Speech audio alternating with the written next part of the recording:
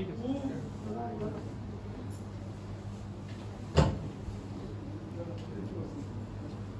Good evening all of you, thanks for coming. मेरा नाम अंकुश शुक्ला है और मैं लखनऊ से बिलोंग करता हूँ। मेरा 2011 से 15 का बैच रहा है NIT राउरकेला का, और हमारे जितने भी फैकल्टी हैं सारे के सारे NITians हैं, या तो NIT राउरकेला से हैं, NIT जमशेदपुर से हैं, NIT इलाहाबाद से हैं, ठीक है। कुछ सेंट्रल यूनिवर्सिटीज़ से भी हैं हमारे पास। केमिस्ट्री एंड बायोलॉजी के मेनली लोग, क्योंकि इंजीनियरिंग कॉलेज में केमिस्ट्री और बायोलॉजी का इशू रहता है, तो central university like Allahabad university, Delhi university, इन सब से भी टीचर है हमारे। 2012 में करीब हम लोगों ने ट्यूटोरियल स्टार्ट किया था, ट्यूशन बेस्ड था। अभी वेस्टर्न उड़ीसा में हम लोग बेस्ट हैं। करीब 10 सेंटर है हमारे, करीब 6-7 DAV स्कूल में हमारे टाई-अप हैं, जो करीब 2 से 3 सेशन कंप्लीट हो चुके हैं हमारे वहाँ पे। तो यहाँ पे हम लोग को मौका मिल रहा है, उसके लिए मैं थैंक यू बोलना चाहता हूँ आपको। और एक ब्रीफ इंट्रोडक्शन मैं आप लोगों को देना चाहता हूँ। 20 से 25 मिनट मुझे लगेगा, ठीक है। उसके बाद आप लोग जो भी क्वेरीज हैं आप मेरे से पूछ सकते हैं, जो भी आपके मन में सवाल है हमारी टीम मेंबर्स आपको आके बता देंगे। अगर कुछ मेरे से रह जाता है तो आपको और डिटेल में बता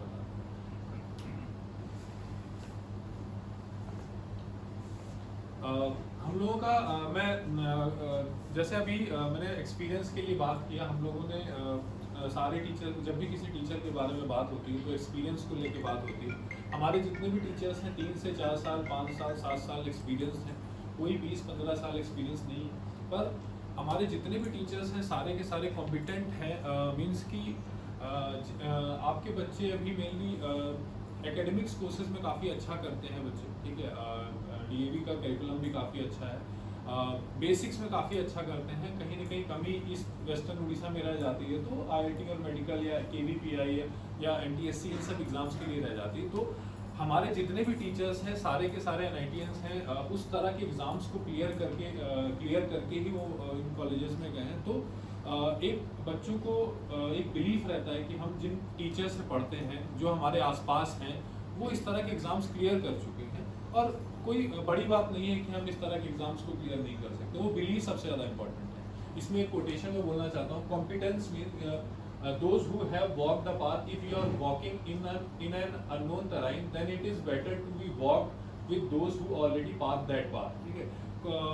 मीन्स कि जैसे एक एग्जांपल के थ्रू मैं आपको समझाऊं कि माउंट एवरेस्ट है या मून है, उस सब पे पहली बार जाने में बहुत टाइम लगा लोगों को, लेकिन आगे के 2-3-4 साल में बहुत सारे लोग गए, क्योंकि एक पाथ पता चल जाता है। जब देखिए पढ़ाते हैं सभी लोग हैं, हर टीचर अपना बेस्ट देता है। हमारे पास जो एक्सक्लूसिव है वो ये है कि जितने भी लोग हैं उस तरह के एग्जाम्स को क्लियर किए हैं, जो कमियां उनसे हुई हैं वो हम लोग शेयर करते हैं उन बच्चों के साथ, क्योंकि वो सबसे ज़्यादा इंपॉर्टेंट है। कई बार हमारी टीम, मैं इस तरह से मोटिवेट करता हूँ, क्योंकि इस चीज़ को मैंने स्टार्ट किया था, तो मैं इस तरह से मोटिवेट करता हूँ कि देखिए सब कोई अपने अचीवमेंट तो शेयर करता ही अपने स्टूडेंट के साथ, अपने बच्चे के साथ। तो इम्पॉर्टेंट ये है कि अपनी कमियां भी शेयर की जाए, कि हम लोगों से क्या गलतियाँ हुई थी और आप किस तरह से इन गलतियों से बच सकते हैं, कैसे स्मार्ट स्टडी कर सकते हैं। मार्केट में बहुत सारी बुक्स हैं, आप सारी बुक्स नहीं लगा सकते, कुछ आपको स्मार्ट वे में, कंसाइज वे में आपको तैयारी करनी है। तो हमारे पास पढ़ाते, मतलब हमारे जो कोचिंग का जो एक्सक्लूसिव सबसे इम्पोर्टेंट पार्ट है और सबसे बड़ा एक ब्रांडिंग सोर्स है हमारे लिए, वो ये है कि हमारे जितने भी टीचर्स हैं वो सारे इस तरह के इंजीनियरिंग या मेडिकल एग्जाम्स को क्लियर किए। सेकेंड पॉइंट पे मैं आऊँगा। सबसे इम्पॉर्टेंट है कम्युनिकेशन। हम लोग कम्युनिकेट करने आए, कोई भी स्टूडेंट को हम लोग कम्युनिकेट कर रहे हैं, अपना जो भी हमारा नॉलेज है, हम लोग क्या जानते हैं उससे बहुत ज़्यादा मतलब नहीं है स्टूडेंट्स को, हम कितना कम्युनिकेट कर पा रहे हैं। कम्युनिकेशन को मैं तीन तरह से समझाने की कोशिश करूँगा।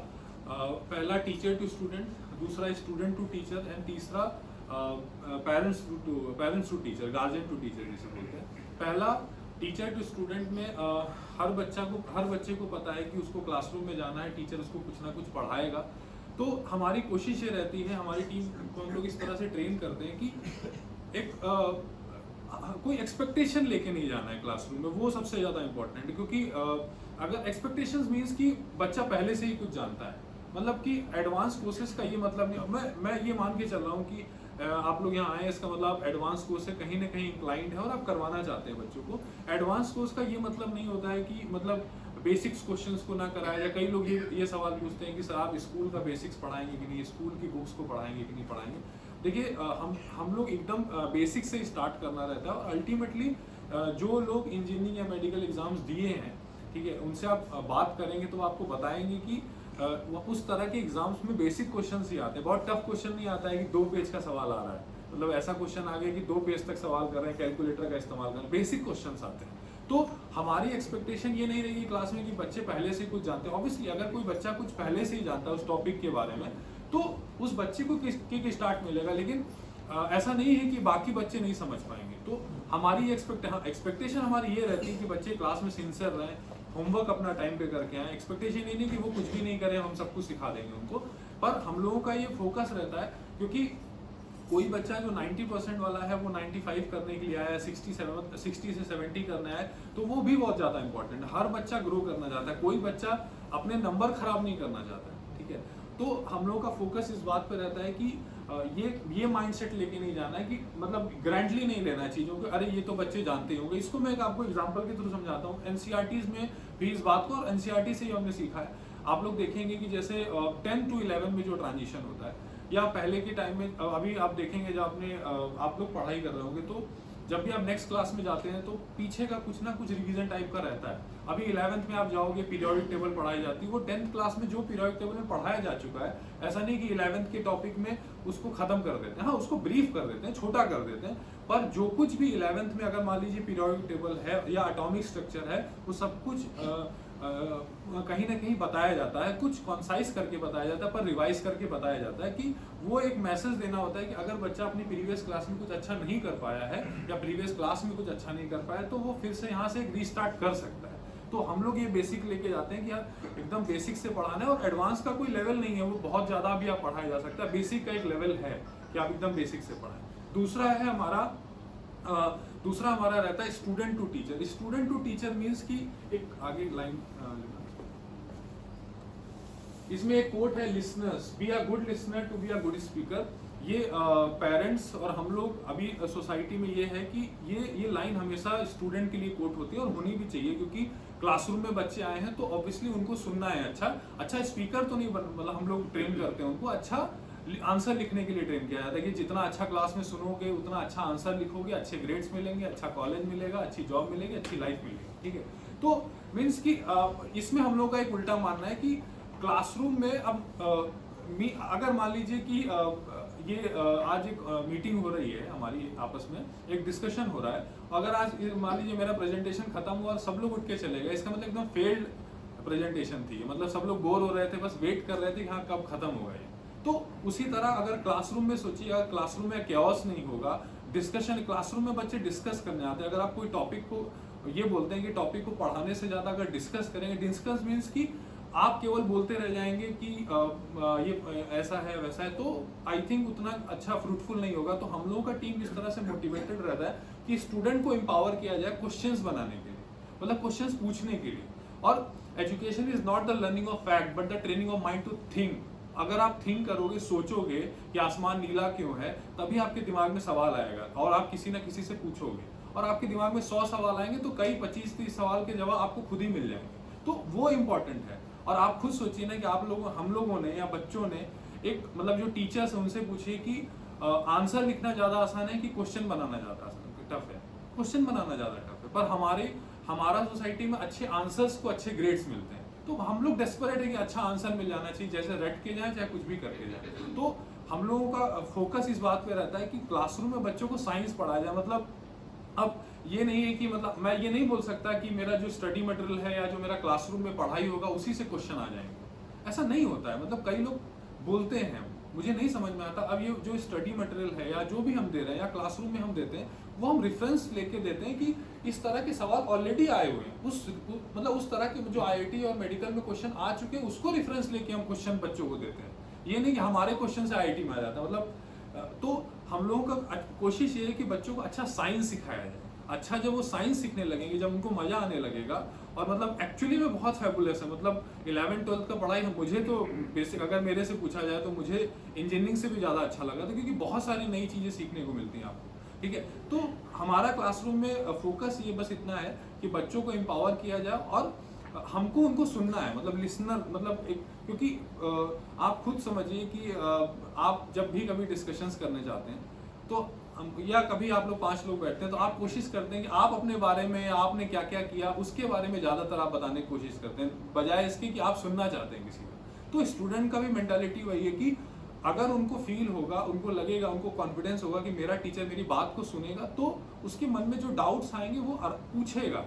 अगर उसको ये कॉन्फिडेंस नहीं, उसको ये एनवायरनमेंट नहीं मिलेगा तो वो क्वेश्चन ही नहीं पूछेगा, तो उसका थॉट प्रोसेस कभी रहेगा ही नहीं, बस उसका ये रहेगा कि हाँ ये क्वेश्चन था, इसका आंसर लिखना। तो वो अच्छा साइंस कभी नहीं सीखेगा। और जितना भी अच्छा हम लोग पढ़ा लें, जितना आंसर देना अच्छा सिखा लें, आईआईटी और मेडिकल इसलिए टफ नहीं है कि उसमें 2-2 पन्ने का क्वेश्चन आता है, इसलिए टफ है क्योंकि इसमें हर बार नए नए तरह के क्वेश्चन बनते हैं।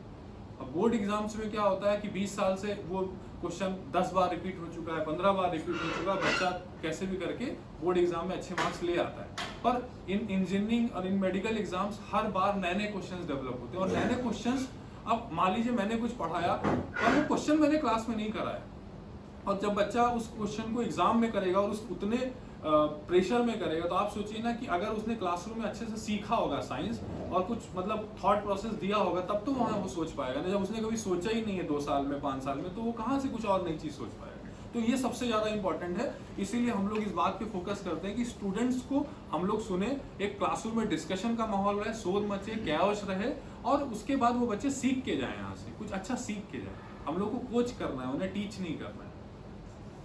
थर्ड जो पॉइंट रहता है गार्जियन टू टीचर में रहता है। गार्जियन टू टीचर मीन्स कि एक्चुअली जैसे फीडबैक होता है, हमारी पेरेंट्स टीचिंग, पीटीएम जिसको हम लोग बोलते हैं, पेरेंट्स मीटिंग में क्या होता है, स्टूडेंट्स का फीडबैक दिया जाता है कि आपका बच्चा ऐसा करता है, क्लास में अटेंटिव रहता है, नहीं रहता है। पर हम लोग जब, या मैंने कई बार ऐसे मतलब वीडियोस देखे, बिल गेट्स का भी एक वीडियो देखा था, बहुत अच्छा था, मैंने उसको एक प्रेजेंटेशन में भी डाला था। उसमें क्या था कि वो किसी कंट्री के बारे में बात कर रहे थे, आई थिंक चाइना या यूएस के बारे में ही बोल रहे थे, आई थिंक चाइना के बारे में बोल रहे थे।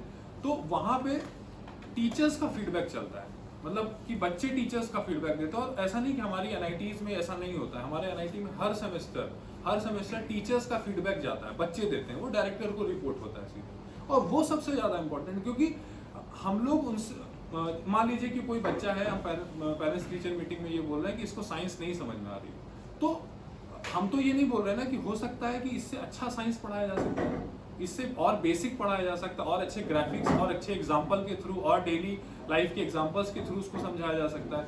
हम ये नहीं चैलेंज कर सकते ना, या मैं ये नहीं चैलेंज कर सकता ना कि ये सबसे अच्छी प्रेजेंटेशन है, या मैं सबसे अच्छा पढ़ाऊंगा, उससे अच्छा कोई पढ़ा ही नहीं सकता। मैं अपना बेस्ट दे सकता हूँ। तो हम लोगों को ये समझना है कि अगर किसी बच्चे से साइंस नहीं हो रही या मैथ्स नहीं हो रहा, तो हो सकता है हमारे में गलती हो, हमारे समझाने में गलती हो। तो वो गार्जियन टू टीचर फीडबैक में हम लोग कोशिश ये करते हैं, जब पेरेंट्स मीटिंग करते हैं, कि टीचर्स का फीडबैक जा सके कि टीचर्स कैसा पढ़ा रहे हैं, टीचर्स बच्चों के साथ बायस तो नहीं है, ऐसा तो नहीं है कि अच्छे स्टूडेंट्स को ही केवल ध्यान दे रहे हैं, या उनके क्वेश्चंस को इरिटेटिंग वे में तो नहीं ले रहे हैं, या सफिशिएंट क्वेश्चंस करा रहे हैं कि नहीं करा रहे हैं। तो इस तरह के हम लोग करीब 15 सवाल डिजाइन करते हैं, और 1 महीने में बच्चों से हम लोग फीडबैक लेते हैं। उस हिसाब से हम लोग अपने टीचर्स का अप्रेजल ये सब डिसाइड करते हैं। तो उनके ऊपर भी प्रेशर जनरेट, और ये सब चीज़ें ऑलरेडी इंडिया में हो रही हैं, ऐसा नहीं कि हम लोग कुछ यूनिक कर रहे हैं, बस इसको इम्प्लीमेंट हम करना चाहते हैं। तीसरा, ये क्वेश्चनिंग पे मैंने एक कोट डाला है, आई वुड, रिचर्ड साइमन का एक कोट है, I would rather have question that can be answer then answer which can be question. हाँ, ये हम मेनली हम लोग के कम्युनिकेशन में 3 पॉइंट हो गए। उसके बाद जो हम लोगों का मेनली हम लोग का जो एक लास्ट पॉइंट है, ये अधिकतर स्टूडेंट्स के लिए हम लोग रखते हैं, ignorance is all right. Ignorance का हिंदी मतलब होता है अज्ञानता। एक्चुअली हमारे यहाँ कुछ नहीं जानने को, उसको बहुत मजाकिया अंदाज में, या मतलब ये बोला जाता है कि अगर तुम ये बोलोगे कि मुझे ये नहीं पता था, तो जो है अच्छी बात नहीं है। कोई चीज़ नहीं जानना वो अच्छी बात नहीं है। तो इग्नोरेंस पे कोट है, इसको मैं पहले बोलना चाहता हूँ, I don't feel frightened by not knowing things, I think it's much more interesting. मतलब कि जैसे स्टूडेंट्स हैं, स्टूडेंट्स क्लासरूम में आते हैं, ठीक है, तो स्टूडेंट क्लासरूम में आया है कुछ सीखने, इसका मतलब है कि वो नहीं जानता, तभी वो सीखने आया। ये फैक्ट है। अगर वो जानता होगा तो वो क्यों आएगा क्लासरूम में, अपना टाइम वेस्ट करेगा। या आप एग्जांपल के थ्रू समझिए कि अगर मान लीजिए मैं कोई टॉपिक ऐसा पढ़ा रहा हूँ जो ऑलरेडी वो बच्चे पढ़ चुके हैं, तो उनके लिए वो बोरिंग होगा। तो हम लोगों को स्टूडेंट्स को और हमको पढ़ाते समय अगर बच्चे कुछ नहीं जानते हैं और हम लोग अपनी टीम को इसी तरह से मोटिवेट करते हैं कि अगर क्लासरूम में कोई स्टूडेंट कुछ नहीं जानता है तो उसको कोई बैड सेंस में नहीं लेना है, उसको और इंटरेस्टिंग वे में मतलब स्टूडेंट को इंकरेज करना है कि तुम्हें बहुत इंटरेस्टिंग वे में इस टॉपिक को लेना चाहिए क्योंकि तुम्हें नहीं पता और तुम आज ये सीख के जाओगे। मतलब इट्स ऑल राइट अगर आप कुछ नहीं जान रहे हैं, क्योंकि सक्सेसफुल लोगों की खासियत यही होती है कि अगर उन्हें किसी चीज़ के बारे में कुछ नहीं पता है तो उसी मोमेंट पे उस अज्ञानता को वो लोग दूर करने की कोशिश करते हैं कि नहीं लाइफ भर उसके लिए अज्ञान रहते। और अगर आप किसी चीज़ को आप खुद डेली लाइफ में फील कीजिए कि अगर आप कुछ जानने की कोशिश करेंगे तो किसी ना किसी वे में, आप सोचिए मोबाइल नया आता है, हम लोग खुद ही अपने आप सीख जाते हैं क्योंकि हम लोग क्यूरियस रहते हैं कि इससे क्या होता है उससे क्या होता है, अपने आप ही सीख जाते हैं। तो ऐसा नहीं कि अगर हम लोग कुछ नहीं जानते हैं तो किसी का हेल्प ही लेना पड़ेगा। हेल्प लेना is a very good thing. हम लोगों को डिपेंडेंट रहना काफ़ी मार्केट किया जाता है कि हमें इंडिपेंडेंट होना चाहिए, हम लोगों को इंटरडिपेंडेंट होना है। हम लोग कुछ अगर किसी से सीख पा रहे हैं तो वो अच्छी बात है, पर बहुत सारी चीज़ें ऑलरेडी हम लोग कर सकते हैं। तो उन स्टूडेंट्स को और हम लोगों को हमारी टीम इस तरह से हम लोग ट्रेन करते हैं उनको कि अगर कुछ नहीं जान रहे हैं बच्चे तो उसको उनको बहुत एक्साइटमेंट के थ्रू उनको बताना, उनकी क्यूरियोसिटी को ख़त्म नहीं करना। तो ये हमारे बेसिक पिलर्स थे जिसपे हम लोग, या हमारे एथिक्स है, प्रिंसिपल है जिसपे हम लोग काम करते हैं। नेक्स्ट हम लोग जो हमारा ये हम लोग ट्यूटोरियल जो भी चला रहे हैं उसमें JEE, NEET, olympiad, NTSC, KVPY के लिए प्रिपरेशन करा रहे हैं और 8, 9, 10, 11th एंड 12th के लिए हम लोग सर फाउंडेशन कोर्स करा रहे हैं। आगे ये सर हम लोग का ग्रोथ चार्ट है। 2012 में मैं जब कॉलेज में था, यूनिवर्सिटी एनआईटी में था, तब मैंने स्टार्ट किया था वो। 2012 के बाद से 2013 2016 तक हम लोग राउरकेला में ही एक्टिव थे। 2016 से हम लोगों ने डीएवी झारसुगुड़ा में टाई अप किया, वो फर्स्ट ईयर था हमारा झारसुगुड़ा में। 2016 से 17, 2017-18 में हम लोगों ने झारसुगुड़ा में स्टैब्लिश किया सेंटर। 2018-19 में वेदांता, जो वेदांता झारसुगुड़ा है और टाउनशिप में हम लोगों ने कोचिंग स्टार्ट की और वहाँ पे हम लोगों ने डीएवी बुर्ला, आप जानते होंगे, तो उस साल हम लोगों ने 2 टाई अप किए थे 2018-19 में। 2019-20 में भूषण से भी हमारा टाई अप हुआ और डीएवी पंतबहाल में हमारी कोचिंग तब से चल रही है। 2020-21 में डीएवी ब्रजराज नगर, कोरोना पीरियड में डीएवी ब्रजराज नगर में, डीएवी वसुंधरा में हम लोगों ने कोचिंग क्लासेस स्टार्ट की। तो इस तरह से करीब 4 से 5 डीएवी में हमारा कोचिंग क्लासेस चला। डीवीएम रजगामपुर को मैं मिस किया एक्चुअली, यहाँ पे डालमिया विद्या मंदिर है जो ओसीएल का, वहाँ पे भी हमारी कोचिंग चलती है। तो इस पेरीफेरी में अभी हम लोग जनवरी में तालचर में डीएवी कलिंगा एरिया में भी स्टार्ट कर रहे हैं कोचिंग क्लासेस।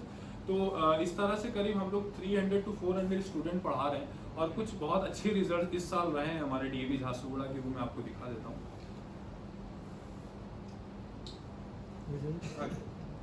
ये एनटीएससी के पीछे, ये एनटीएससी के रिजल्ट है, ये करंट रिजल्ट है इस साल का नेशनल टैलेंट सर्च एग्जामिनेशन का। आई थिंक आप लोग ज़्यादा कंसर्न इससे हैं क्योंकि सब लोग यहाँ 7, 8, 9 के पेरेंट्स बैठे हैं, मुझे ज़्यादा लग रहा है 10th के भी बैठे होंगे। देवेश भट्टाचार्य, इसका 187 आया आउट ऑफ 200 एनटीएससी एग्जाम में।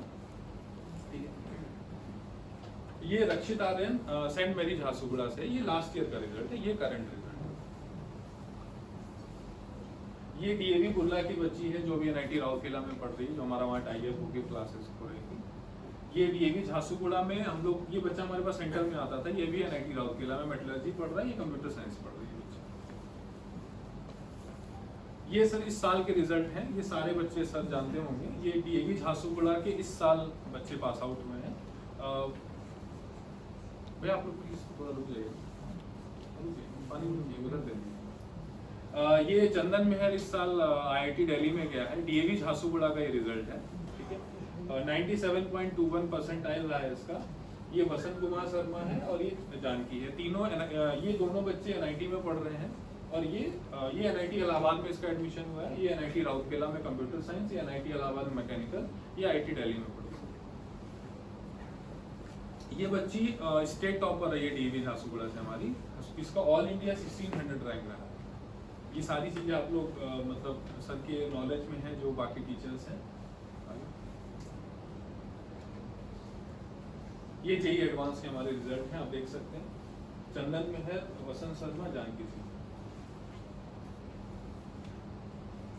ये सर हमारा जो अभी आप लोगों को मैं आई थिंक कुछ लोगों ने देखा होगा पैड में, आप लोगों को आईपैड में दिखाया गया, ये सर इंटरेक्टिव पैनल्स हैं। ये 85 इंच के बड़े बड़े पैनल्स हैं। ये झारसुगुड़ा में भी ऑपरेटेड, आप कभी आप जाना चाहें मेन रोड पे, रिलायंस टेंट से आपने देखा होगा, उसके बगल में हमारी बिल्डिंग मेन रोड पे ही है।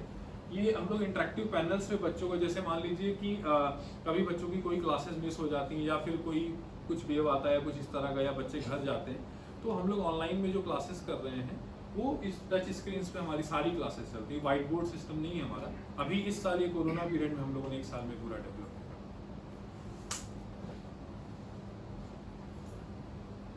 किया। ये हमारे कुछ सेमिनार हैं, NIT राउरकेला के डायरेक्टर हैं, जब हम लोगों ने जो बच्चे सेलेक्ट हुए थे उनको जो है प्राइज देने के लिए सबको बुलाया था। ये झारसुगुड़ा का मेलकूत होटल है, ये संबलपुर है, ये राउरकेला क्लब है, ये वेदांता है, ये टाउनशिप वेदांता टाउनशिप में हमारी कोचिंग होती है। ये DAV राउरकेला है, DAV राउरकेला। सर हम लोग यहाँ पे ऑलरेडी डेमोन्स्ट्रेशन क्लासेस कर चुके हैं। आप लोगों को शायद बच्चों ने बताया होगा कि कैसा उनको अच्छा लगा है क्लासेस। तो क्लासेस हम लोग इमीडिएटली स्टार्ट करना चाहते हैं।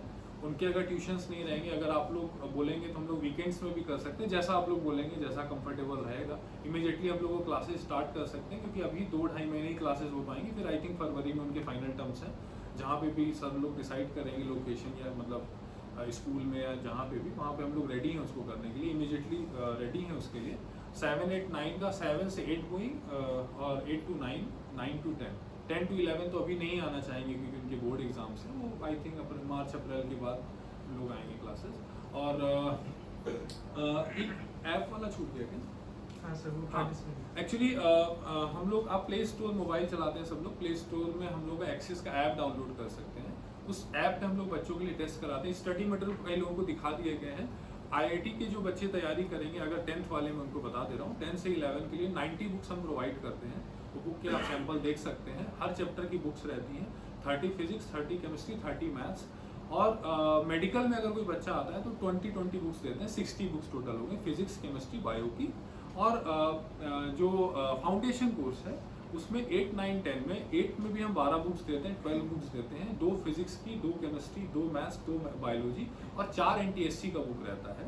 NTSC में मेंटल एबिलिटी, जो बच्चे स्कूल हमारे कैरिकुलम में नहीं, पर वो NTSC एग्जाम में आता है, वो एक पूरी बुक उसके लिए रहती है। सोशल साइंस का भी बुक है, इंग्लिश का भी बुक है, जो भी NTSC में आता है उसका भी हम बुक प्रोवाइड करते हैं। तो 8, 9, 10 के लिए 12 बुक्स रहती हैं। स्टडी मटेरियल है वो प्ले स्टोर से आप ऐप डाउनलोड कर सकते हैं, क्योंकि अभी JEE का एग्ज़ाम फुल्ली ऑनलाइन होने लगा है, तो हम लोग उसको भी काफ़ी इंकरेज कर रहे हैं। तो ऐप आप डाउनलोड कर सकते हैं। जैसे मान लीजिए बच्चे इनरोल करेंगे, मान लीजिए उसने कोई टेस्ट दिया, इमीडिएटली आपको रिजल्ट मिल जाएगा। मतलब ये नहीं, लैग नहीं है कि 2 दिन बाद, आप जैसे ही उसने सबमिट किया, मतलब हमारा रिजल्ट भी कोई उसके लिए वो नहीं है कि हम रिजल्ट वो करेंगे, डिक्लेयर करेंगे, तुरंत आपके पास रिजल्ट आ जाएगा। रैंक लिस्ट 2 घंटे बाद आती है। उसमें सबसे स्पेशलिटी क्या है कि आपको कंप्लीट सॉल्यूशन, मान लीजिए बच्चे ने, वो सबसे ज़्यादा इंपॉर्टेंट है, क्योंकि मार्क्स कितना आया वो तो ठीक है, आपको पता चल गया और हम लोग उसके लिए जाते हैं, लेकिन बच्चे ने गलती कहाँ की है पेपर में, क्योंकि अल्टीमेटली वो गलती को अगर वो रेक्टिफाई करेगा तो वो आगे अच्छा करेगा, वो इंपॉर्टेंट है। तो हम लोग कंप्लीट सॉल्यूशन, ये नहीं कि बस 1 का C पार्ट, 2 का B पार्ट, इस तरह से नहीं करते, पूरा कंप्लीट सॉल्यूशन रहता है और इमीडिएटली सेम डे हो जाता है। और थ्रू आउट, मान लीजिए आपका बच्चा 8 में इनरोल होता है 3 साल के लिए, तो आप 3 साल तक उसका 8th में उसका कैसा मार्क्स है सब कुछ कर सकते हैं। और डिटेल एनालिसिस, मार्क्स मतलब ये नहीं कि मार्क्स दे दिया, आपके बच्चे ने कितनी देर तक पेपर अटेम्प्ट किया, कितने क्वेश्चन उसके अटेम्प्ट किए, कितने सही हुए, कितने गलत हुए, बाकी बच्चों के मार्क्स कैसे आए, मतलब हाईएस्ट मार्क्स है, इस तरह से सारी डिटेल्ड वो होती हैं। और क्लासरूम जो हमारी रहेगी वो हफ्ते में 3 दिन रहेगी, 3 डेज रहेगी। जो भी सुटेबल आप लोगों का टाइमिंग होगा उसमें हम लोग 3 डेज साल भर का डिसाइड कर देंगे। उसके बाद 21 डेज में आपके टेस्ट होते हैं। टेस्ट मीन्स कि आज फिजिक्स है, कल केमिस्ट्री होगा, परसों मैथ्स, फिर बायोलॉजी, 4 दिन लगातार टेस्ट चलते हैं। हम लोग उस पर थोड़ा बिलीव करते हैं कि बच्चों को एक टाइम मिल जाए उन लोगों को। और बाकी जो बोर्ड एग्जाम्स हैं 8, 9, 10 के, उनके जो सब्जेक्टिव एग्जाम्स हैं उसको हम लोग लिखित रूप में एग्जाम के टाइम पे, एग्जाम से 3 महीना पहले, 2.5 महीना पहले हम लोग वो कराते हैं, मॉक एग्जाम्स बच्चों के कराते हैं। और हम लोग एक इस पर और चीज़ पे बोलना चाहूँगा कि ये लेक्चर्स हमारे रिकॉर्डेड भी रहते हैं। मान लीजिए कभी जो लाइव सेशंस चलते हैं वो रिकॉर्डेड भी रहते हैं। मान लीजिए अगर आपका नेट नहीं चला या आप आप नहीं अटेंड कर पाया बच्चा किसी भी कारणवश, तो वो देख सकता है। और लाइव डाउट सेशन मीन्स कि मान लीजिए कि किसी बच्चे को डाउट है, ओके, मान लीजिए उसका 10:15 बजे डाउट आता है सुबह, तो वो टीचर से प्रॉपर 1-to-1 इंटरेक्शन करके डाउट पूछ सकता है, क्योंकि कोचिंग का मेन मकसद है उन बच्चों का डाउट्स क्लियर करना, आई थिंक मेरे हिसाब से, क्योंकि अगर उनका डाउट्स के लिए वो आ रहे हैं, कहीं ना कहीं उनका डाउट्स क्लियर नहीं हो पा रहा है इसीलिए वो आ रहे हैं, तो उस पर हम लोग का मेन फोकस रहता है। तो सुबह 10 से 1 बजे तक, और 1 से 3 हमारा लंच होता है टीचर्स का, 3 से 9 बजे तक रात में कभी भी बच्चे किसी मतलब वो डाउट पूछ सकते हैं लाइव सेशंस में 1-to-1 में। और फाउंडेशन कोर्स में देखिए सर 10th वाले जो पेरेंट्स होंगे, मैं तो अभी नहीं पहचान पा रहा कौन से पेरेंट्स हैं, 10th से 11th के पेरेंट्स को सबको पता है कि कोई ना कोई कोचिंग जरूर करानी है। फाउंडेशन कोर्स में मेनली देखिए सर कि कई पेरेंट्स यहाँ पे जो वेस्टर्न उड़ीसा में रहता है कल्चर की हमें कोटा भेजना है, और अच्छी बात भी, हर पेरेंट्स अपने बच्चे के लिए बेस्ट चुनता है, पर एक्चुअली क्या है ना, फाउंडेशन कोर्स इसलिए इम्पोर्टेंट हो जाता है कि देखिए सर अभी 6 क्लास 7 क्लास से लोग फाउंडेशन, मतलब इन राउरकेला बच्चे, मतलब इन राउरकेला, ऐसा नहीं कि राउरकेला बहुत हाई क्लास है, मतलब बहुत ज़्यादा डिफरेंस है, राउरकेला में जनवरी या दिसंबर से 7 क्लास के बच्चों के एडमिशन्स हो जाते हैं। दिल्ली आप जाओगे तो 6 या 7 क्लास से बच्चे प्रिपेयर्ड है कि उनको इंजीनियरिंग के लिए प्रिपरेशन करना है, मेडिकल के लिए करना है, तो एक कहीं ना कहीं देखिए माहौल मिलता है उनको एक कोचिंग क्लासेस में, क्योंकि कम्पिटेटिव एक माहौल बहुत ज़रूरी है उन स्टूडेंट्स के लिए, क्योंकि हमेशा कोई भी कम्पिटेटिव एग्जाम हो, आप किसी बच्चे से बात कीजिए जो IIT या मेडिकल दिया हो, उसको उससे एक सवाल आप जरूर पूछिएगा कि तुमको टाइम कितना मिला था एग्जाम के लिए, हमेशा उसको टाइम कम मिलेगा, क्योंकि वहाँ पे आपको फास्ट होना। आप मेडिकल एग्जाम का एक एग्जाम्पल लीजिए, 180 मिनट्स में 180 क्वेश्चंस करने हैं, मतलब 180 क्वेश्चन 1 मिनट में 1 क्वेश्चन, और उसमें पढ़ना है, सॉल्व करना है, OMR शीट पे आपको टिक करना है उस 1 मिनट में। और मेडिकल में फिजिक्स के क्वेश्चन हमेशा टफ आते हैं, आप किसी भी मेडिकल के बच्चे से बात करेंगे तो बोलेगा मेरा फिजिक्स में खराब हुआ है, ठीक है। इंजीनियरिंग के बच्चे से बात करेंगे तो वो आइदर फिजिक्स या मैथ या केमिस्ट्री, किसी उसका जो भी फेवरेट सब्जेक्ट्स होंगे उसमें अच्छा करेगा। तो टाइम अब इंजीनियरिंग में देख लीजिए, अभी तक 90 क्वेश्चंस थे, अभी 75 हो गए। 90 क्वेश्चंस करने 180 मिनट, 2 मिनट्स में एक क्वेश्चन करना है, तो you have to be fast. आपको फास्ट मतलब स्टूडेंट्स को फास्ट रहना पड़ेगा।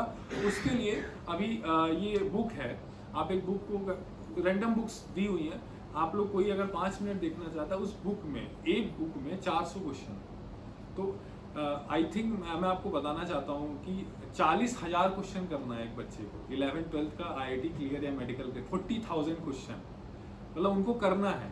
आप कोटा वोटा में इन सब जगह देखेंगे, किसी बच्चे से बात करेंगे तो उनका स्टडी मटेरियल देखिए, उनमें 40,000, मतलब इसमें हम लोग एक बुक में 400-300 क्वेश्चन, अभी काउंट कर लीजिए आप, 400 से कम क्वेश्चन नहीं होंगे, और छोटे बच्चों की किताब में 200 से कम क्वेश्चन नहीं होगा। 400 into 90 बुक्स कर लीजिए, 36,000 क्वेश्चन हो गए, और क्लासरूम के क्वेश्चन अलग, NCERT के क्वेश्चन अलग, तो 40, और लास्ट ईयर के जो क्वेश्चन आए वो अलग, 40 से 50,000 क्वेश्चन करने, उससे स्पीड बढ़ाना है। मतलब ये नहीं कि मैं ये नहीं बोल रहा हूँ कि इसमें बुक में सारे क्वेश्चन जो दिए वो एकदम अलग टाइप के, ये भी नहीं, 50,000 नए टाइप के क्वेश्चन नहीं है, पर उनको फास्ट रहना है उसके लिए, क्योंकि अल्टीमेटली आप नहीं करा रहे हैं तो बाकी लोग तो कोचिंग करा ही रहे ना, उनको एक एज तो मिलेगा ना। मैं ये नहीं कभी कहता कि कोई बच्चा 8th में कोचिंग नहीं किया तो 11th में वो सेलेक्ट नहीं हो सकता, ऐसा कुछ नहीं, ऐसे तो मैंने भी नहीं किया था, आपने भी नहीं किया था, तो हम लोग कहीं ना कहीं सेलेक्ट हुए, पर एक एज मिलता है उन लोगों को। हम लोग, मेरे साथ एक लड़का पढ़ता था, ऋषभ भार्गव नाम था उसका IIT में 24 रैंक था, उसने IIT भी नहीं लिया, वो ऑक्सफोर्ड में पढ़ा, तो मतलब मीन्स कि जब उसका रिजल्ट आया, मेरे बगल में एक दिन बैठा था वो, मतलब वो क्वेश्चन कर रहा था, आईरीडोप सबसे टफेस्ट बुक मानी जाती है फिजिक्स में, उसको IAS के पेपर में लगाते, वो मतलब ऐसे वो क्वेश्चंस कर रहा था, मैं मतलब देख रहा था, हमारे ऐसे लोग होंगे तो उस क्वेश्चन को देख करके उछलने लगेंगे, और वो बहुत साइलेंटली बैठा था। फिर बैकग्राउंड पता चला कि वो 9-10 से कोचिंग कर, तो ये कहीं ना कहीं रहता। आप IIT के टॉपर्स निकाल लीजिए, वो गोल्ड मेडलिस्ट होंगे ही होंगे, ओलंपियाड्स में, NTSC में, आप उनका ट्रैक रिकॉर्ड निकाल लीजिए, आप कोई IITians को आप एक रैंक वाले को देख लीजिए, उनका रहेगा ही रहेगा कि वो ओलंपियाड NTSC में वो कहीं ना कहीं क्वालिफाई किए हैं, या तो गोल्ड मेडलिस्ट हैं, और ऐसे ही होता है, गोल्ड मेडलिस्ट हैं और उसको LN अप्रोच करेगा कि आओ तुमको 15,000 पर मंथ देंगे, तो अब NTSC, आप एक बच्चा NTSC क्वालिफाई हुआ, तो NTSC बहुत टफ टास्क नहीं है, डीएवी झांसी वसु बड़ा से डीएवी बंदवाल में यहाँ से भी कुछ बच्चे होंगे, मतलब 15-15 20-20 बच्चे क्वालिफाई कर रहे हैं और कोई भी कोचिंग उन्हें 50% ऑफर करता है। तो फाउंडेशन कोर्स बहुत इंपॉर्टेंट है, क्योंकि अभी बच्चे 20-25 बच्चों में पढ़ते हैं, वहाँ पे अगर आप मान लीजिए कोटा की बात करना चाहते हैं कि कोटा में हमको भेजना है, तो वहाँ पे 200-250 बच्चे बैठे हैं, अलग अलग सिटीज से, अलग अलग टीचर से पढ़ के आए, तो वहाँ पे कैसे कॉम्पिटिट करेगा वो। तो एक कहीं ना कहीं एज मिलता है। और ये मैं बार बार बोल रहा हूँ, ऐसा नहीं है कि कोई फाउंडेशन कोर्स नहीं करेगा तो आईआईटी में नहीं, ऐसा नहीं है, पर उसको एज जरूर मिलता है। वो कॉम्पिटिटिव नेचर है एग्जाम, इसीलिए उसका एग्जाम का नाम ही कॉम्पिटिशन एग्जाम रखा गया है, कॉम्पिटिटिव एग्जाम रखा है, उसका एग्जाम बोर्ड एग्जाम नहीं रखा गया, क्योंकि उसका नेचर कॉम्पिटिटिव है। तो उन बच्चों को 5 साल 4 साल उस नेचर में रहना है, वो सबसे ज़्यादा इंपॉर्टेंट है। वो कहीं ना कहीं कोचिंग क्लासेस प्रोवाइड करती हैं और हम लोगों ने वो उस एक्सपीरियंस को फील किया है। तो हम लोग कोशिश करेंगे उनको वो नेचर हम लोग या उस इन्वायरमेंट से वो करा पाए, हम लोग कंफर्टेबल करा पाए। और बाकी आई थिंक मैंने सब कुछ चीज़ें बता दी हैं। जो भी अगर आपके मन में क्वेरी आ रही है आप पूछ सकते हैं, जो भी क्वेरी है आप लोग पूछ सकते हैं। आपके क्लासेस को कितना टाइम होगा सर? इवनिंग में रहती है, 4 मतलब 4 बजे से 6-7 बजे तक रहता है, 4 to 7 तक हम वाइंड अप कर देते हैं। पर क्लास कितने टाइम होगा सर? पर क्लास हमारा कम से कम 2.5 से 3 घंटा होगा, 2.5 आवर रहेगा ही रहेगा। पर क्लास मीन्स नहीं, मतलब अगर छोटे बच्चे हैं तो वो 2.5 आवर में उनका 2 क्लासेस होता है, फिजिक्स केमिस्ट्री। और जो बड़े बच्चे रहते हैं उनका 1.5 से 2 घंटे का एक क्लास है। छोटे बच्चों का 2.5 आवर में हम लोग 2 क्लासेस करते हैं, 1 घंटा 15 मिनट मान के चलते हैं, 1 घंटा 15 मिनट। और जो बड़े बच्चे हैं उनका 1.5 से 2 घंटे का एक क्लास होता है। डेली 2 क्लासेस करेंगे, कोई भी बच्चे आएंगे। छोटे बच्चों का अल्टरनेटिव पे छुट्टी रहता है, 1 दिन क्लास 1 दिन छुट्टी। और बड़े बच्चों के लिए 4 से 5 दिन क्लासेस है। बड़े बच्चे मीन्स 10th के बाद वाले हम लोग बड़े मानते हैं, 8, 9, 10 को छोटा मानते हैं। तो इस तरह से क्लासेस उनकी करीब जो आपके स्टूडेंट हैं, क्योंकि हफ्ते में 3 दिन हम यहाँ क्लास करेंगे, एक हम ऑनलाइन क्लास करते हैं उनके लिए मेंटल एबिलिटी वाला। तो करीब 10 घंटे का हम एक छोटे बच्चों का क्लासेस कराते हैं और 21 से 22 घंटे का बड़े बच्चों का क्लास टोटल, मतलब जो आवर्स हैं आप अगर स्टडी आवर्स देखें। सर ऑफलाइन करेंगे हम लोग इस तरफ सब जगह, यहाँ से लेके ब्रजराज नगर, बंधवाल, वसुंधरा, सब जगह हम लोग फिजिकल क्लासेस की बात कर रहे हैं। वो तो ऑनलाइन मैंने बोला कि मान लीजिए कभी बच्चे को इशू हुआ या कुछ 15 दिन स्कूल में कुछ प्रोग्राम है तो हम लोग ऑनलाइन कराते हैं।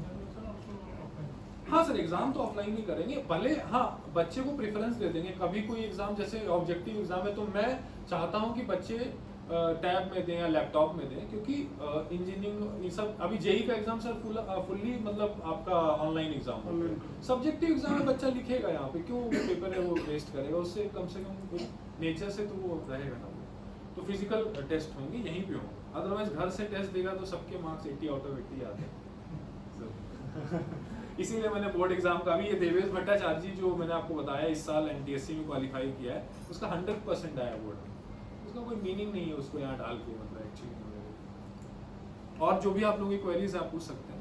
सर डेली क्लासेस जो लेंगे आप तो एक ही सब्जेक्ट का लेंगे या पूरा मतलब मैथ्स साइंस?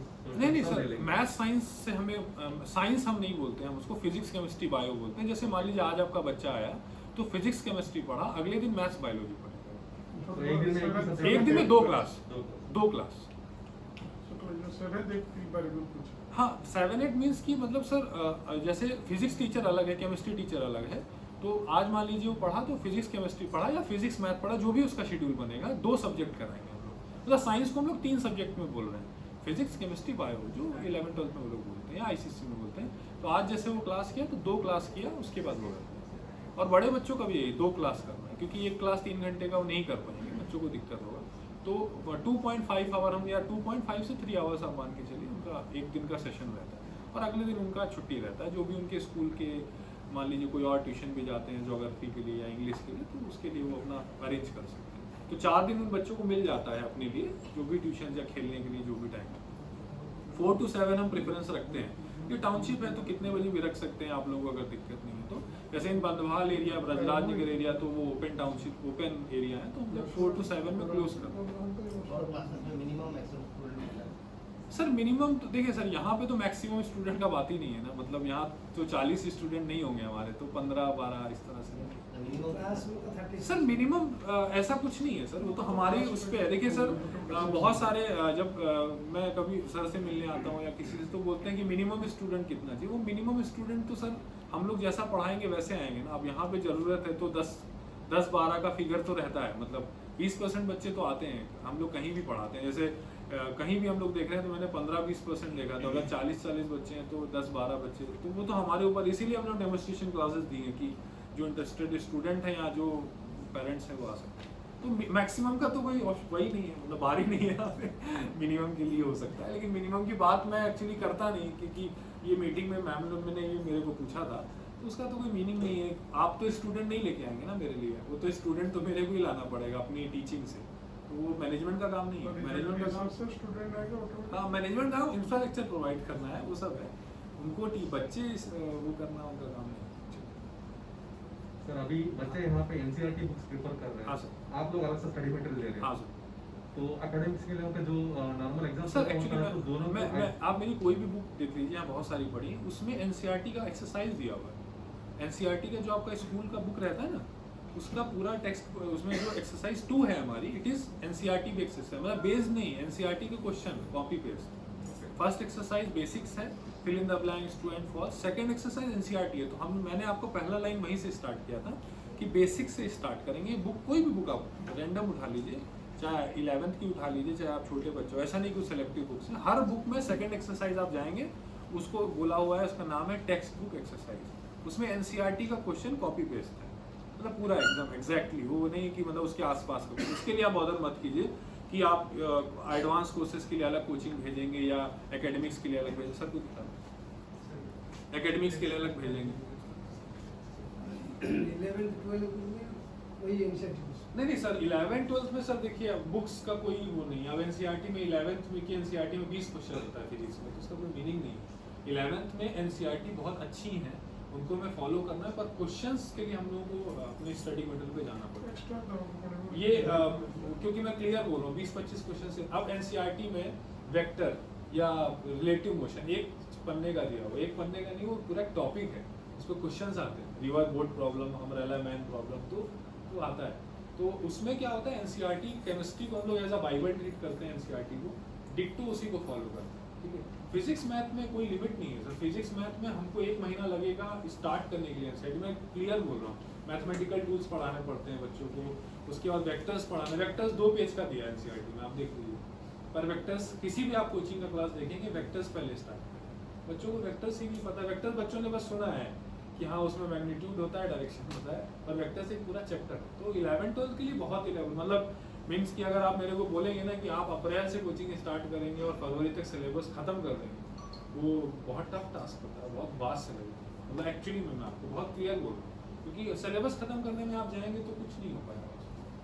तो उसके लिए बहुत मतलब यहाँ तक कि आप मान के चलिए, मैं ब्रजराज नगर का मेरे को, मैं 4 दिन आपको बोल रहा हूँ ना, ब्रजराज नगर में पता करवा लीजिए, मेरे 32 या 33 बच्चे के लिए 11-12 में इनरोल्ड है, उनकी डेली 4 घंटे क्लास होती है। 4 आप पता करवा लीजिए ब्रजराज नगर, 4 घंटे डेली क्लास है, एक दिन छुट्टी रहता है, मतलब जिस दिन हमारा मंडे वीकली ऑफ रहता है। फिजिकल क्लासेस ब्रजराज नगर फिजिकल का बता रहा हूँ, 2 साल से वहाँ फिजिकल चल रहा है, ये सब फिजिकल के मैंने टाई होते हैं। तो 11-12 का सिलेबस बहुत वास्ट है, और फाउंडेशन में दिक्कत नहीं है, वो सिलेबस हो जाता है, बच्चों को थोड़ा सा एडवांस कोर्सेज कराने हैं, क्वेश्चंस कराने हैं। 11-12 बहुत टफ है सर, वो मतलब ऐसा भी हो सकता है कि 2-3 महीना। अब एक्चुअली क्या है, इन MCL एरियाज क्या होता है, यहाँ पे क्या है, जो OPGC इन सब जगह हम लोग पहले से भी क्लासेस स्टार्ट कर। MCL में क्या होता है, सितंबर में क्लासेस स्टार्ट, क्यों, वहाँ पे पहले बोर्ड एग्जाम का रिजल्ट निकलेगा, रिजल्ट के बाद उनका फॉर्म बटेगा, फॉर्म बटने का जिसका एडमिशन हो उस वही तो हमारे पास पढ़ सकता है ना, वो सितंबर में स्टार्ट होता है वहाँ, वो दिक्कत है। और बाकी आप जगह देख लीजिए, अप्रैल में स्टार्ट हो जाता है, राउरकेला में हम लोग अप्रैल में कर रहे हैं। 17 अप्रैल को एग्जाम कैंसिल हुआ था ICC का, हमने 20 अप्रैल से 11th का क्लास स्टार्ट कर दिया। यहाँ सितंबर 3 से स्टार्ट हुआ है, एग्जैक्ट डेट में आपको बता रहा हूँ। और भी सर जो क्वेरीज हैं आप लोग पूछ सकते सर। सर एक हाँ हाँ सर 3 महीने के लिए मैं कोई फीस नहीं चार्ज कर रहा हूँ।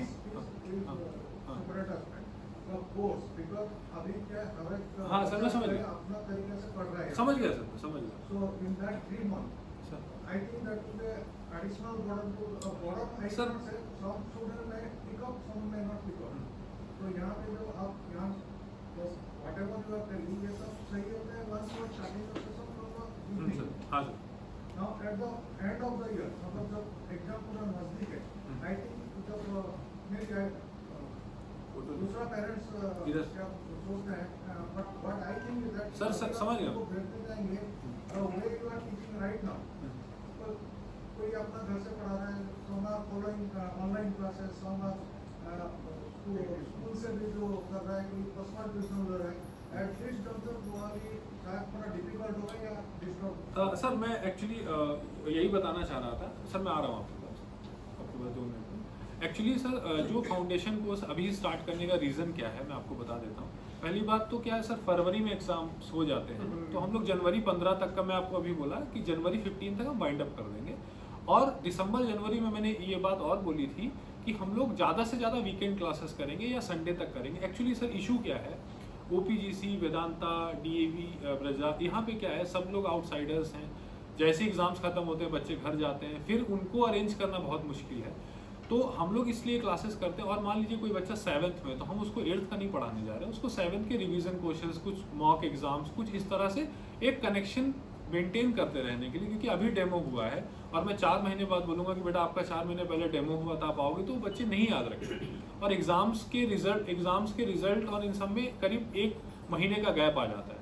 तो सर हम कैसे बच्चों से बात करेंगे, वो एक डिफ़िकल्ट टास्क होगा। कोई बोलेगा हम घर जा रहे हैं, तो वो एक बड़ा चैलेंज हमारे सामने आता है। इसीलिए मैंने सर नोटिफाई भी किया, कई बार मेंशन भी किया कि वीकेंड्स क्लासेस हम बोल सकते हैं, वो आपके शेड्यूल के हिसाब से। अगर बच्चे फ्री हैं तो मैं चाहूँगा कि बच्चे at least Saturday Sunday classes attend कर ले, तो उनका एक कंटिन्यूटी मेंटेन रहेगी। कोई बच्चा 8th में, तो वो मैं प्रॉमिस करता हूँ कि 8th के फाइनल टर्म में जो भी सिलेबस आएगा उसी से रिलेटेड हम लोग चीज़ों को पढ़ाएंगे या रिवाइज कराएंगे, ठीक है, जिससे एग्जाम के इमीडिएट बाद अगले दिन हम क्लास स्टार्ट कर सकें। वो सबसे ज़्यादा इंपॉर्टेंट है। क्योंकि होता क्या है सर कि वो 1 महीने का गैप आएगा। पहले आप एग्ज़ाम खत्म करेंगे, फिर उसका 21 दिन बाद 20 दिन बाद रिजल्ट आएगा, फिर बच्चे गांव जाएंगे, अप्रैल 20 के बाद स्कूल बंद हो जाएगा। आप खुद सोचिए, फरवरी मार्च में एग्ज़ाम कराया, 20 अप्रैल के बाद उड़ीसा में आज तक कभी स्कूल नहीं चला गर्मी की वजह से।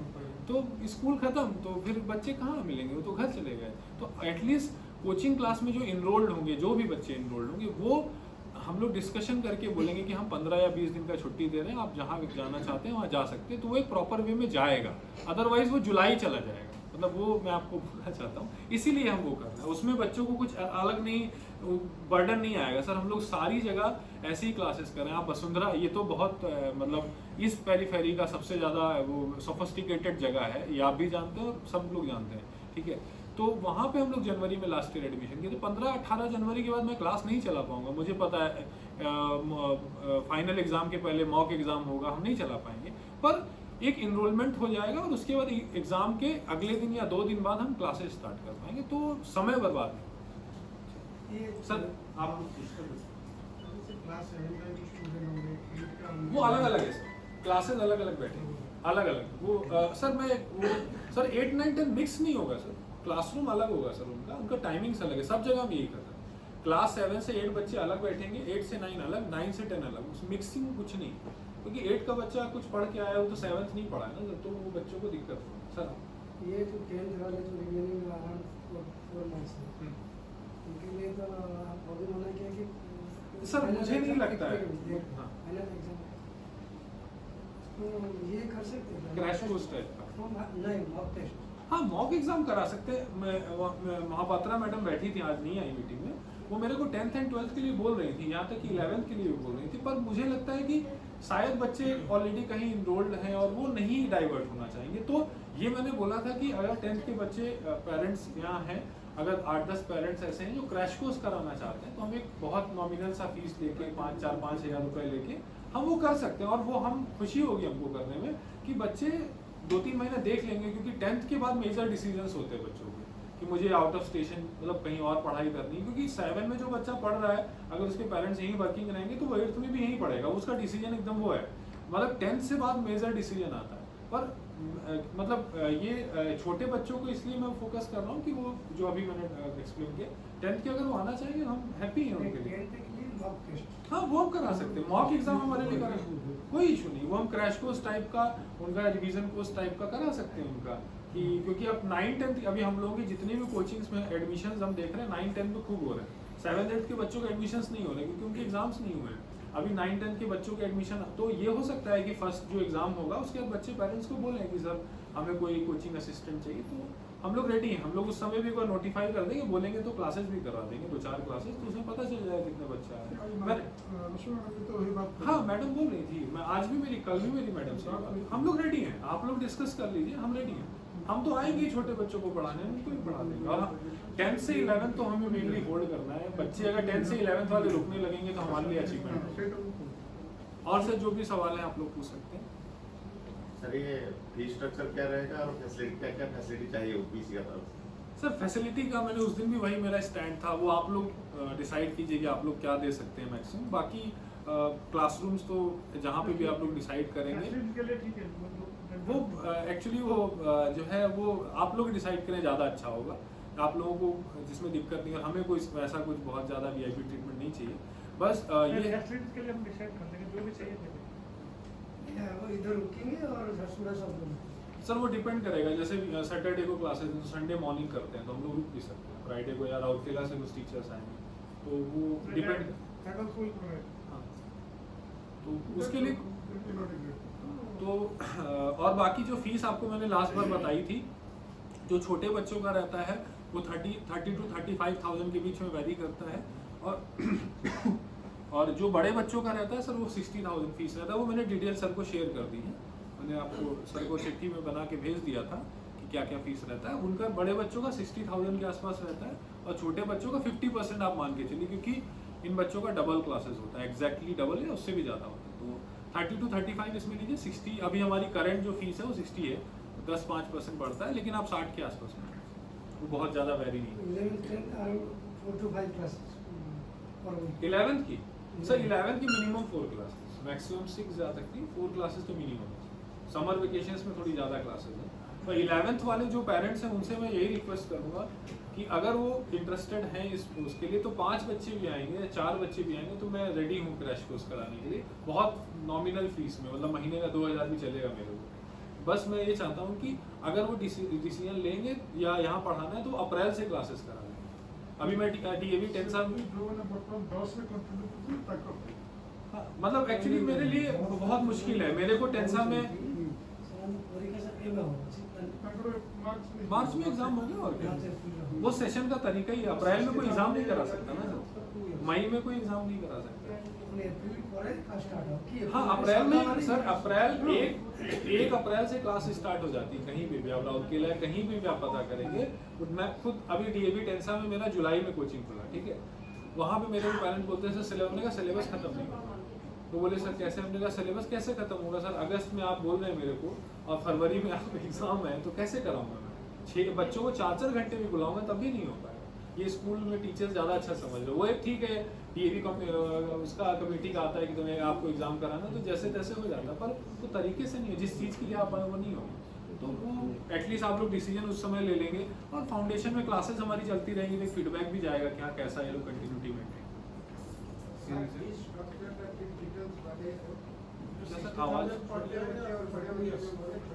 सर छोटे बच्चों का 8वां 9वां 10वां 8 9 10 के जो बच्चे रहते हैं उनकी जो फीस होती है वो 30 to 35,000 के आसपास रहती है। वो स्कॉलरशिप अभी टेस्ट हम लोग करा रहे हैं। और बड़े बच्चों का 60,000 के आसपास रहता है, 60,000 मीन्स उसमें 3 सब्जेक्ट पढ़ाएंगे। अगर कोई 4 सब्जेक्ट पढ़ता है तो इट विल बी 80,000। 20,000 पर सब्जेक्ट इसमें रहता है। इसमें करीब 10,000 8,000 रुपये का पर सब्जेक्ट 50% रहता है। इसमें 10,000 पर सब्जेक्ट है और इसमें करीब फिजिक्स केमिस्ट्री मैथ बायो रहता है तो 440 के आसपास हो, डिस्काउंट होके 35 36 40 नहीं होगा, वो 40 नहीं होगा, ये प्रॉमिस है। और ये आपका 20,000 पर सब्जेक्ट जाता है तो 60 to 80,000 ज़्यादा। जो बच्चे 3 सब्जेक्ट पढ़ेंगे वो 60,000 देंगे, जो बड़े बच्चे उस तरह से। सर बोर्ड आपका इंटरेक्टिव रहेगा या नॉर्मल ब्लैक? सर वो आप जो यहाँ प्रोवाइड करेंगे वही रहेगा। वो तो ये आपने एक जो स्लाइड दिखाया था जिसमें कि इंटरेक्टिव बोर्ड था। हाँ सर, वो बोर्ड होने से कम्युनिकेट करना पड़ेगा। हाँ वो आप बिल्कुल, वो तो आप लोग जो प्रोवाइड करेंगे, प्रोजेक्टर भी रहेगा हमारे लिए इनफ है, हम कर सकते हैं। जो इंटरेक्टिव के लिए है वो जैसे हमारे सेंटर से ऑनलाइन क्लासेस जो होती है वो हम लोग करा सकते हैं, क्योंकि यहाँ तो हम आपके पास आ रहे हैं तो आप जो प्रोवाइड, आप इंटरेक्टिव बोर्ड दे दीजिए, हमें कुछ भी दे दीजिए, हम कर देंगे, कोई नहीं। दूसरा सर, आपको जो क्लासेस मिलेगी वो आपको हेटेरोजेनियस क्लास मिलेगा। अच्छा, मतलब कुछ बच्चे जो रहेंगे वो इमीडिएटली पिकअप कर लेंगे, मैं समझ वो गया। ले लेंगे, तो वो दोनों कैटेगरी के बच्चे तो मैनेज कैसे करेंगे सर क्लास? मैं आपको बताऊँ सर, मैं अभी कल मैं एक पेरेंट से बात कर रहा था, DPS राउरकेला, वो बोलता है कि वो टीचर है स्कूल में, तो वो बोलते हैं कि सर आपको तो पता होगा कि मेरा बच्चा कितना अच्छा पढ़ता है। तो मैं एक्चुअली, मुझे क्या पता वो 6th क्लास में कोई अच्छा किया है, किसको पता होता है, ठीक है। तो 6-7 में आप कैसे डिसाइड करेंगे कोई बच्चा अच्छा है? वो थोड़ा बहुत ज़्यादा पढ़ लिया है, बाकी कुछ नहीं है, ऐसा कुछ नहीं कि उसने रॉकेट साइंस पढ़ लिया, और हम भी यहाँ नहीं पढ़ाने वाले। तो ये आप 8, 9, 10 में मुझे नहीं लगता है कि कोई बोर्ड एग्जाम के रिजल्ट से बता सकता है कि वो अच्छा बच्चा है। हाँ, वो थोड़ा बहुत जानते हैं, पर हम लोग एकदम बेसिक से पढ़ाते हैं, वो बच्चे कैच कर लेते हैं, कोई इशू नहीं है। मेरा कहने का मतलब जब आप बेसिक जाएंगे, मतलब जो लोअर कैटेगरी का डिमांड को आप मीट करना चाहेंगे तो हायर वाले बोर हो जाएंगे। जब हायर का डिमांड को मीट करने जाएंगे तो लोअर वाला सर मैं आपको ये बोल रहा हूँ कि 8th क्लास में कोई आपका टॉपर बच्चा junior class में है, भी- मान ली, हाँ बड़े बच्चों में सर देखिए 10 to 11 में एकदम बेसिक से स्टार्ट होना है और उनको कराना ही कराना है सर। 10th क्लास जब आप तो पढ़ा रहे हैं, 11th क्लास की क्या पढ़ाई, मतलब 10th क्लास की पढ़ाई का कोई हैसियत है 11th की पढ़ाई का? मतलब ये लाइन मुझे बोलनी पड़ रही है, मतलब कुछ नहीं, मतलब कोई 10th में सर 10th में हर साल 2.5 लाख बच्चे 90% के ऊपर लाते हैं, केवल CBSE से। आप CBSE स्कूल को कंसर्न में बता रहा हूँ, ठीक है, कुछ मतलब नहीं है उसका अगर आप फाउंडेशन कोर्स नहीं कर रहे हैं, मतलब अगर आपका बेसिक्स नहीं क्लियर, एकदम 11 मतलब अलग ही रॉकेट साइंस है सर। 10th में आप देखिए ना, साइंस का 1 बुक बच्चा पढ़ता है, 11th में 5 बुक पढ़ता है, तो वो सब इशू सर हाँ जो फीस है वो इंस्टॉलमेंट में पे करना है, वन टाइम? सर वो डिपेंड करता है, आप लोग 1 टाइम पेमेंट करेंगे तो डिस्काउंट रहता है 10 to 15%, आप इंस्टॉलमेंट में करेंगे तो डिस्काउंट नहीं रहता। वो 2 इंस्टॉलमेंट हम देते हैं, 203 इंस्टॉलमेंट और 1 टाइम का भी आपका पर एनम बोलेगा 60,000। सर 11th का, छोटे बच्चों का नहीं, छोटे बच्चों का सबकी सेम थी। 8, 9, 10 में हम आवर्स सेम दे रहे हैं, टाइम टीचर्स हमारे वही सेम टीचर्स हैं, ऐसा नहीं है। और यहाँ तक कि मैं आपको ये भी बोल रहा हूँ 8th में जो टीचर होंगे वही 11th में ही पढ़ाएंगे, तो ये भी आप मत समझिए कि इन्फीरियर टीचर होंगे फाउंडेशन को, तो उसके लिए भी आप बॉदर मत, वही फीस स्ट्रक्चर हर एक जगह बैठ गया। सब जगह सब जगह सब जगह सब जगह हमारा जितना भी है, चाहे ब्रजराज अगर आप पता कर सकते किसी बच्चे से, हम लिस्ट भी दे सकते हैं, और वो तो सारा मैनेजमेंट को हम चिट्ठी भेजते हैं। इन वेदांता में तो 80,000 ऊपर जाते हैं, वो लोग तो क्या होता है उनकी कम्युनिटी वेद गुरुकुल ट्रस्ट है उनका, तो वो करीब हम लोगों को 20 बच्चों का 15 लाख है, तो उनका अलग सिस्टम है। वो लोग अपना, उनका क्या है कि वो एकेडमिक्स नहीं पढ़ाते, वो 8 का बच्चा हो चाहे 9 का हो चाहे 10 का, वो 11, 12 पढ़वाते हैं, तो हम उनकी 11, 12 की फीस चार्ज करते हैं। डेमो क्लास पे तो बच्चे बोलते हैं ज्यादा समझ में नहीं आ रहे, ज्यादा स्कूल से पढ़ा देते हैं। कौन पढ़ा रहा था? नहीं तो डेमो क्लास में किस क्लास, क्या टॉपिक था? 7th क्लास में जो पढ़ाया। 7th क्लास में? हाँ। 7th क्लास में किस सब्जेक्ट में? तो पता नहीं जो बोलते हैं जो डेमो क्लास में बैठे ये तो बहुत गड़बड़ हुआ, मतलब अगर नहीं वो पैसा बोल रहा है, फास्ट हो रहा है क्या? एक्चुअली क्या है कि एक केमिस्ट्री हुआ था क्या, मैथ्स हुआ था, मैथ्स में एक्चुअली 6-7 के बच्चों को ये दिक्कत आ रही है। एक्चुअली क्या हुआ ना कि हम लोगों का जो परसेप्शन है, मतलब 6-7 में थोड़ा पढ़ाई भी कम हो पाया बच्चों का, उनका जो स्कूल का बेसिक्स केस है, मतलब मैं अपने आप को एक्सक्यूज नहीं कर रहा हूँ, मतलब मैं उस पर लुकआउट करूंगा कि क्या इशू है, लेकिन ये हम लोग को राउरकेला से भी इश्यूज आ रहे हैं कि अब क्या हम लोग तो उसी टेम्परामेंट में जाके पढ़ा रहे हैं जो 2 साल पहले जाके पढ़ाते थे, पर 6-7 का बच्चा 2 साल स्कूल नहीं देखा और ऑनलाइन एग्जाम ही दिया है, तो वो इशू रहता है, वो है। हाँ उनका स्लो हो गया। आप ये देखिए ना कि मतलब बच्चों का स्कूल, मतलब आप खुद, आप तो माँ हैं, आप तो खुद ही देख रहे होंगे बच्चों का कैरिकुलम पूरा बिगड़ गया, एक्टिविटी एकदम हो गई। राइटिंग प्रैक्टिस छूट गया बच्चों का। तो 2 पीरियड लिखने का बंद हो गया। वो इशू है मैम, मैं आप मेरे को टॉपिक बताइएगा क्या है, मैं देखूंगा। 11th उसको समझकर थोड़ा हाँ मतलब नहीं, वो हमारे लिए न्यू क्लास था तो वो अलग बात है, इसीलिए हम लोग उनको और भी क्लासेस प्रोवाइड पहले से करेंगे। डर जाएंगे तो पकड़ नहीं वो पाएंगे। तो नहीं वो है, ठीक है मैम, आप समझ गए। 7th में था ना वो, हाँ उनका आई थिंक मैथ्स हुआ होगा और फिजिक्स हुआ था शायद, जो मेरे को जहाँ तक याद आ रहा है, मैं बात करूँ। अभी जो 10th और 11th का 12th जो होता है इसमें क्या एक डेमो क्लास सब फिजिक्स केमिस्ट्री माध्यम भाई और देते हैं ना, किसी को डेमो क्लास आप 1 या 2 ले सकते हैं, कोई ऐसा इशू नहीं, वो हमारे लिए मेजर इशू नहीं है। हम ये चाहते हैं कि बच्चे सेटिस्फाइड होके ही आए, अब उनका फाइनल डिसीजन हमारे लिए वो कोई, आप स्कूल करिकुलम को हम बहुत डिस्टर्ब नहीं कर सकते, अभी बोर्ड भी चल रहा है, तो ज़्यादा से ज़्यादा हम एक स्कूल करते हैं, सर पूरा कोऑपरेट किया 2 दिन की, अदरवाइज क्योंकि स्कूल का पूरा एकदम खराब हो जाता है ना, टीचर आता है इतना टारगेट लेके, उसको भी तो टारगेट कंप्लीट करना है, तो हम यहाँ पे दे देंगे जो बच्चे आना चाहेंगे। स्टेशन में जब क्लास हुआ था कि कोर्स कम हुआ है, मनगांव कोर्स आपका साइड से कवर हुआ। सर एक्चुअली जो 7th जहाँ हम लोग जिसकी बात कर रहे हैं 8, 9, 10 के लिए वो एकदम बेसिक्स ही साइंस है, तो पीछे से उसे कोई मतलब नहीं है, मतलब हमको एकदम बेसिक्स बताना ही पता है। मतलब जो आप जैसे बोल रहे हैं ना 7th में कहीं ना कहीं सिलेबस का टॉपिक मिस हो जाओ, उसको हम लोग कंप्लीट करा देंगे अगर वो कंसर्न चैप्टर्स में होगा। तो वो जो आप बोल रहे हैं कि पीछे का जो छूट गया है, जो चैप्टर कट गए थे, उसको हम लोग कंप्लीट करा देंगे। बहुत ज़्यादा कटा तो नहीं है सिलेबस साइंस का, 30% में भी काटने के तरीके हैं उनके बहुत सारे। तो मतलब वो ऐसा नहीं कि बस हाँ चैप्टर ही काट दिया, चैप्टर के कुछ टॉपिक काट दिया है, वो कुछ नहीं काटा है। इसलिए आप देखेंगे ना तो चैप्टर नहीं कटे हैं, उसके टॉपिक कटे हैं। 11th में आप जो चैप्टर कटा है ना, बोलते हैं 11th में सिलेबस रिड्यूस हो गया। पता है 11th की पीरियड टेबल में जो 10th का पीरियड टेबल था वो हटा दिया, बोलते बाकी सब पढ़ लो। तो वो एक्चुअली कुछ है नहीं।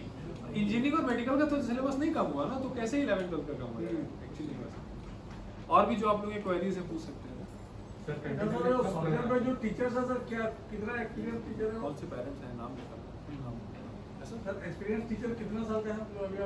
सर वो करीब 4 से 5 साल है सर। आपको उसके लिए इशू नहीं होगा सर, टीचिंग क्वालिटी को लेके आपको कोई इशू नहीं होगा। इसीलिए हम लोगों ने ये मीटिंग आज रखी। प्रेजेंट ये चाहते तो हम लोग पहले भी कर सकते थे, मैंने इसीलिए मैं खुद सबको बोला कि हम लोग डेमोन्स्ट्रेशन क्लासेस करना चाहते हैं। उसके बाद तो जो इंटरेस्टेड है टीचिंग क्वालिटी को लेके, मतलब इस एरिया में आप मतलब उसके लिए आपको कोई टेंशन नहीं है। हाँ मैम का जैसे कंसर्न था कि थोड़ा फास्ट हो गया, कुछ हो गया, वो हम समझते हैं। स्टूडेंट है तो बेस्ट जजेस ना, तो इसीलिए मैंने डेमो क्लास किया, इसीलिए मैंने डेमोन्स्ट्रेशन क्लासेस की। 48 बच्चों ने करीब फॉर्म भी जमा किए हैं, 48 या 49। आपका एक्सचेंज ऑफ माइंड विजन सुन के तो सब कुछ सेटिस्फाइड हो जाएगी, लेकिन बात तो जहाँ है वहीं रहे। नहीं सर मैं तो पढ़ा ही नहीं बच्चों को। मैं छोटे बच्चे जो पढ़े हैं वो हमारे टीचर से पढ़े हैं। एक प्रेजेंटेशन आप लोगों को देनी थी, तो वो डेमो इसीलिए मैंने दिए थे बच्चों को। और अगर आप बोलते हैं तो एक वीक का हम डेमो यहाँ पे अरेंज करा सकते हैं स्कूल टाइमिंग के बाद, अगर वो उनका ट्यूशन नहीं है, हमें कोई दिक्कत नहीं है। तो अगर आप भेजना चाहें हम लोग करा सकते हैं। ऐसा नहीं कि हम इमीडिएटली बोलेंगे कल से एडमिशन करना स्टार्ट करें, वो हमारे लिए कोई बड़ी बात नहीं। टीचिंग क्वालिटी को लेके हम लोग कॉन्फिडेंट है बहुत कि उसमें कोई इशू नहीं होगा। अगर वो इंटरेस्टेड है तो वो पढ़ेंगे, ये मुझे पता है, तो इतना कॉन्फिडेंट है मुझे। नहीं स्टडी मटेरियल सर हमारी जो R&D टीम रहती है वो डिज़ाइन करती है, जो बच्चों के मेंटल उस पर। हाँ हम लोग करते हैं। फैकल्टी सर 18 फैकल्टी 18 वही R&D में करते हैं।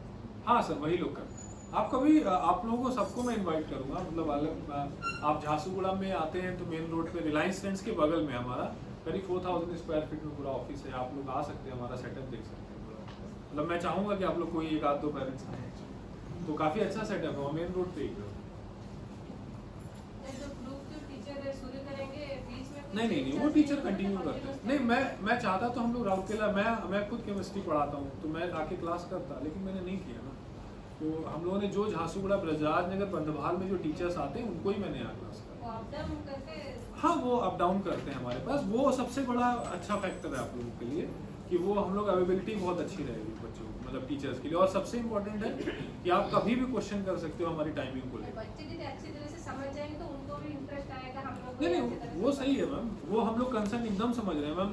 यही कन्विंस जो करना था ये तो मैं आपको 10 दिन पहले कर सकता था, पर मैंने ये होमवर्क अपना इसीलिए किया कि बच्चों के स्कूल में जाके हम लोगों ने क्लासेस की, इसीलिए किया कि बच्चों के फीडबैक से पेरेंट्स आए और पेरेंट्स एक बार हमसे सेटिस्फाई, क्योंकि अल्टीमेटली जो फाउंडेशन तक के डिसीजन से सारे पेरेंट्स ही लेते हैं, तो इसीलिए वो मैंने क्लासेस कराई। और आगे भी मैं अगर आप लोगों के टाइमिंग्स होते हैं तो आप इस संडे को भी क्लासेस भेज सकते हैं, हम लोग करवा देंगे। इस संडे अगले संडे तक आप डिसीजन ले लीजिएगा।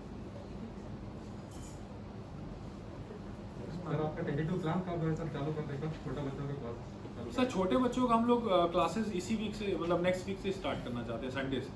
संडे आई थिंक बच्चों के ट्यूशंस नहीं रहते हैं, तो हम लोग संडे को एक बार बुला लेते हैं बच्चों को, टाइमिंग दे के अलग अलग, जहाँ पे भी सर लोग बोलेंगे वहाँ पे क्लासेस करा देंगे। और उसके बाद फिर अगले दिन से या 2-3 दिन तक क्लासेस करा के फिर आप लोगों से बात करके एडमिशन प्रोसीजर स्टार्ट कर देंगे। बच्चों को बुक्स देना है, सब करना है, स्टार्ट कर देना। 3-4 पेपर दे देना, टाइम ज़्यादा लग जाएगा। Thank you very much sir.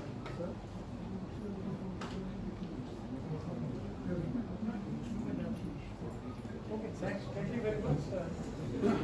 जो फैसिलिटी चाहिए वो I will provide the facility, कभी नहीं रहेगी।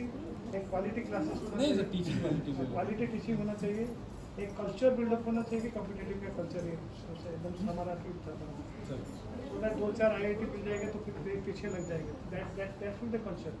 ऐसा नहीं कि बेस क्रिएट करना है, प्लेटफॉर्म क्रिएट करना है, दैट इज माय इंटेंशन। और फैसिलिटी के लिए डोंट बेस्ट फैसिलिटी जो भी है हम लोग बात करके बेस्ट फैसिलिटी देंगे। हमारा तो देखा गया इंफ्रास्ट्रक्चर बहुत अच्छा सर देखा ऐसे कहीं भी नहीं मिलेगा इतना हाँ नहीं, वो तो इस एरिया में नहीं है। वो that we assure that we best but platform should be best. नहीं सर, टीचिंग क्वालिटी पे सर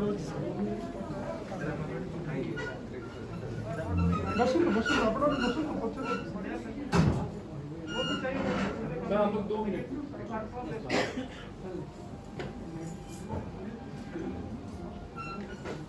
राहुल सर जल्दी करो।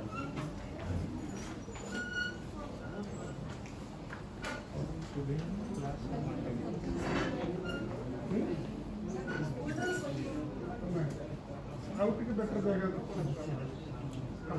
बेटर जाएगा मतलब इसी टाउनशिप के अंदर हमें भीतर पार्ट में बेटर जाएगा क्लास